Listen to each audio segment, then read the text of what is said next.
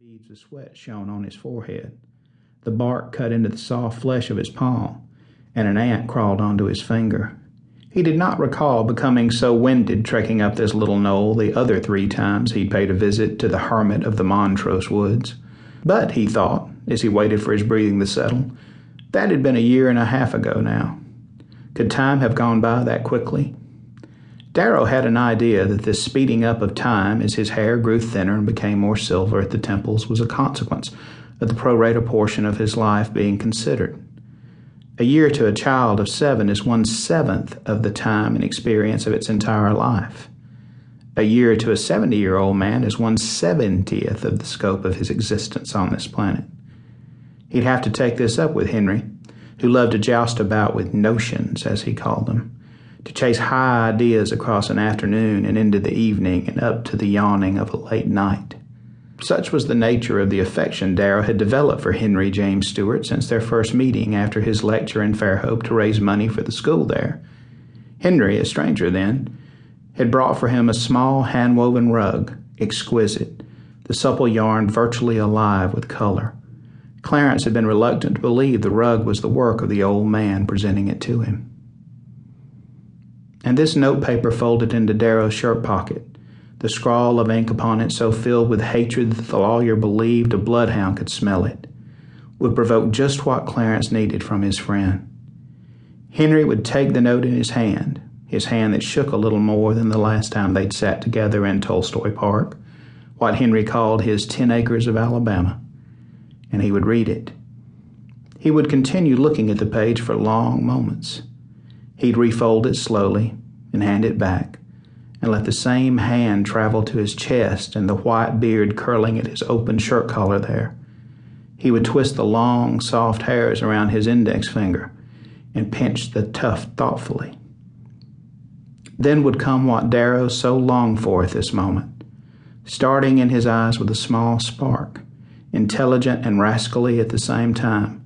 The warmth of a smile would spread across his Indian-looking cheeks and catch the corners of his mouth and pull them up just so. And he would say, "Well?" He would turn his face and lock eyes with Clarence and nod gently, unblinking. "Let's talk about this."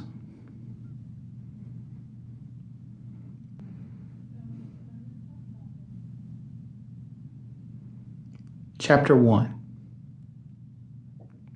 Henry walked out of the doctor's office, and the drumming rain that had begun to fall went straight through his thin white hair, wetting his head and sending a chill down his back. Instead of putting on his hat, he placed the flat of his palm on his forehead and stroked the dampness accruing there. He sat down on the edge of the porch, quickly soaking the seat of his pants. He rubbed his hands together and massaged the pain in his knuckles, then lifted his left foot and took hold of the heel of his boot and tugged it off. He straightened his back, took a breath, and in a moment crossed his right leg over stiffly and removed the other boot. Henry decided, because it was his option to do so, that he would abandon his boots.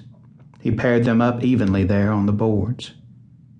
Henry could not remember when last he had walked barefoot in the rain, mud squishing up between his toes. He believed it was Black Elk, or maybe Chief Seattle, who'd said that the man who always wears his moccasins thinks the earth is covered with leather. Henry looked at his boots and wondered how long they would sit before someone took them. They were good Wellingtons and not badly worn, and he thought someone would be surprised to find a pair of boots on the porch of Dr. Belton's place. Henry planted his palms on his knees, caressed the wet brown twill trousers, and from those points levered himself to standing. He would let his feet know that this piece of earth was covered with mud, and thought perhaps they'd enjoy knowing that. He tilted his face downward and was lifting his rumpled and sweat-stained felt hat when he heard his name called, and, looking up, saw a horse and wagon drawing near the plank sidewalk in front of which he stood. 20 years earlier, in Nampa, Idaho, the first automobile had been delivered on a flat train car. Now, in 1925, the tables were turned, and only a few stubborn sorts still went about in horse-drawn carriages or wagons. This driver was among them. He sat alone on the buckboard seat, the long leather reins drawn tight in his gloved hand, making to stop his dappled gray Appaloosa.